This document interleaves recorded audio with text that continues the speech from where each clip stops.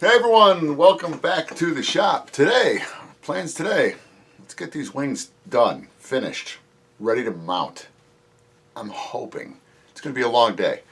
So what I already did this morning was I've got this glued on. So I put these on, and it's pretty rudimentary on how you do it. I'll give you a quick little heads up how I did it, and then what we're going to do is I'm going to set the root rib, or what they call the W1, set it at the proper angle so that we can get these ends finished up here where I've got to cut everything to make sure it's all there. That's why I left everything long.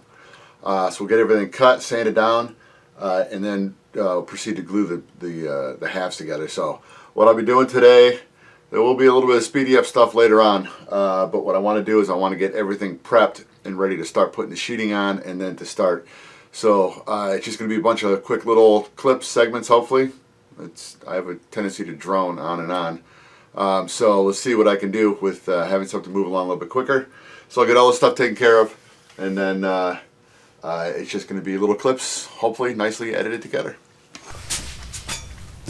All right, so this is pretty much how I glued everything together. I just had with my little teeny special square. Just came in to make sure that everything, of course, was properly vertical from the building surface. So that was all taken care of. I glued everything else in place except for this one here on the end. Now what we're going to do with this, I've got my little 1/2-inch spacer block. That's going to come down here under the farthest out the wingtip rib. So that's going to sit under there, and then I'm going to come under here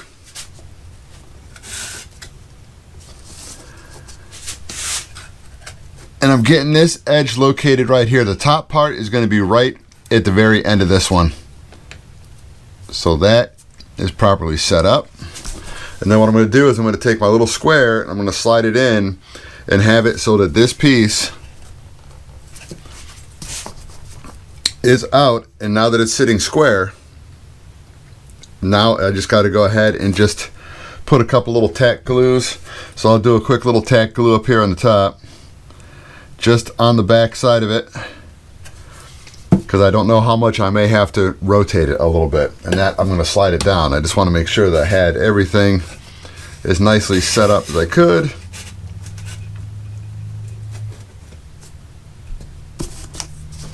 And seeing that I slid it on the board, everything got rotated back to where it wasn't supposed to be. Let me throw a filler in first, something I forgot about.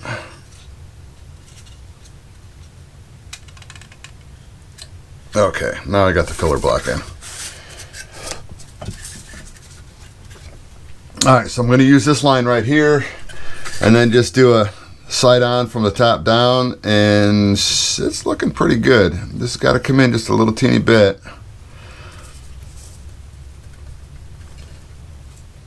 And now I'll put a tack in here, just on the top.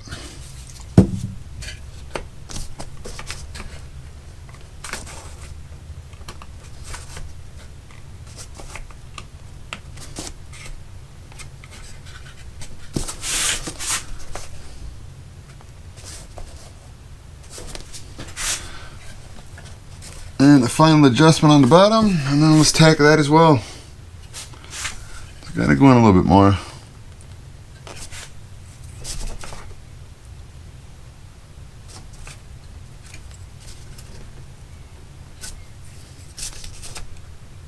Okay, we're pretty good. I'm happy with that.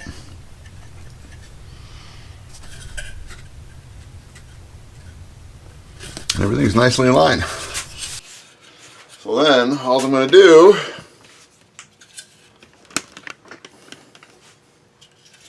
I'm just going to come in and just set it up so that I'm just going to, let me get the camera set up. There we go. I'm just going to wick some CA in right now just to tack everything in place, because when I glue the two pieces together, I'm going to make sure that everything is glued in so that I'm happy.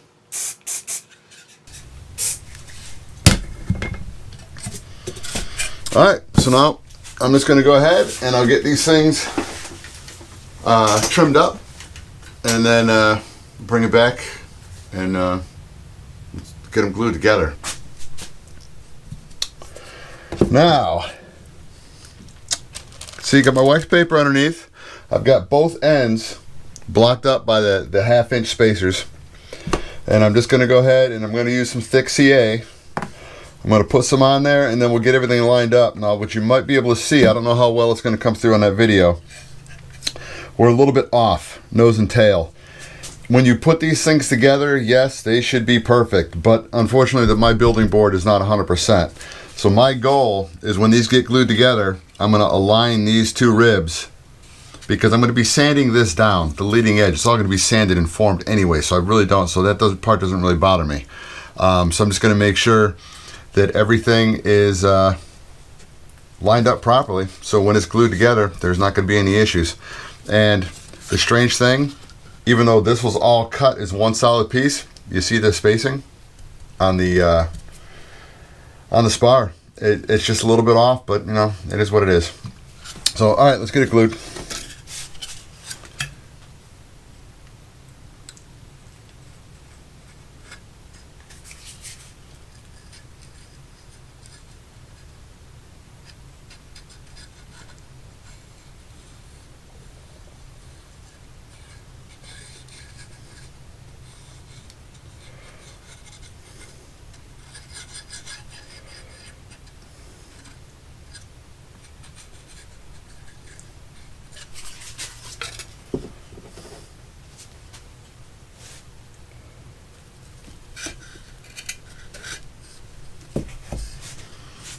We're going to get this lined up, and I've got a couple little clamps here. I'm going to get the tail section clamped up. If I could find the good ones, here we go. All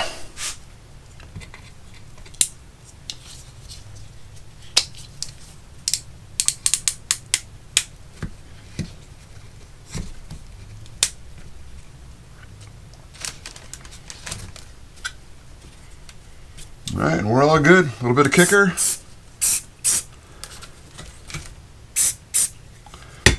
And we will just let this set up. All right, now it's time to make some doublers of the ribs, and that's what this gets used for. That's why you make these things ahead of time. So always trace one out. All right, so here's what we're gonna do. So this is just gonna be the front part, the doubler. It's got the top spar and the bottom spar and the spacer. I don't know what I need to cut out yet. If I need to cut out for the spacer, I think I can work around that. Regardless, here's what I'm gonna do.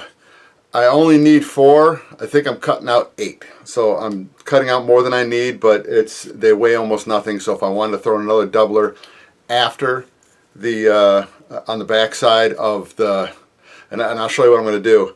If I want to throw one on the back side of the rib, then I'm putting one on the front side of. If that makes any sense, I'll show you.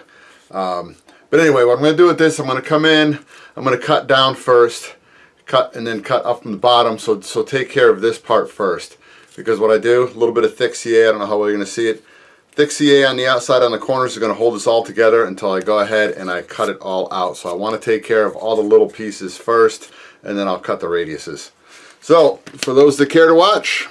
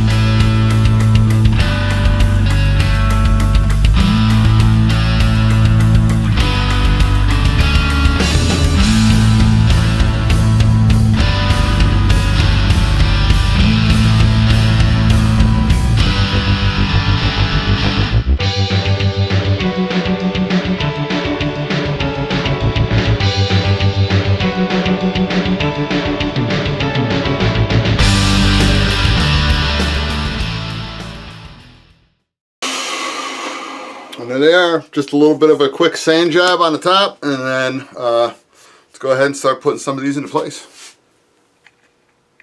Alright, I've got the first little piece set up. It's just the trailing edge on the bottom. I've got both pieces pinned in place, and I just started tacking up. It's just a whole, what I normally do is I'm going to come in and I put one little drop of CA right down where it just touches this part, so it's not been glued out towards the tip yet, only down here. So I'm going to come in and I'll touch down here, so that way it's got like a little hinge point, and then I'm going to come through, and while I'm lifting it, I'll use a couple fingers to push it and rotate it, and then I'll just put a little line of thin CA all the way down. This side will be done. Then I'll just go over and do the same thing to the other. And then real quick, here's the little pieces for the hinge point. And the strange part about this is when you look and see how much of the let me see if I can get you, just so you can kind of get a decent look at it. When you see how much of this gets cut out, there we go. That's why they set it so far back, because you don't have much in the way of a choice when this is where it's going to go. There's not much left on the tail, so so it's going to go exactly where they say it's going to go, and this is a piece we're going to use. This piece here ends up being just a little bit fatter than the picture, but heck, we're going with it, because as long as it works, it's good enough for me. La música!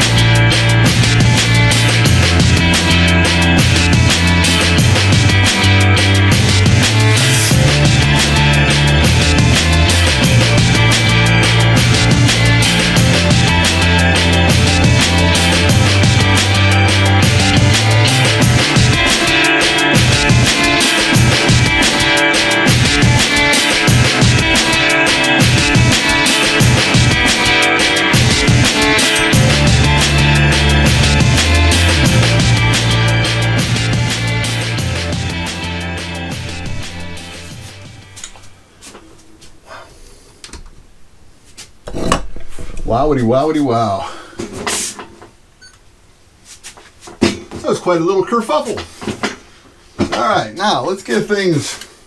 I want both cameras set up just in case something goes horribly wrong.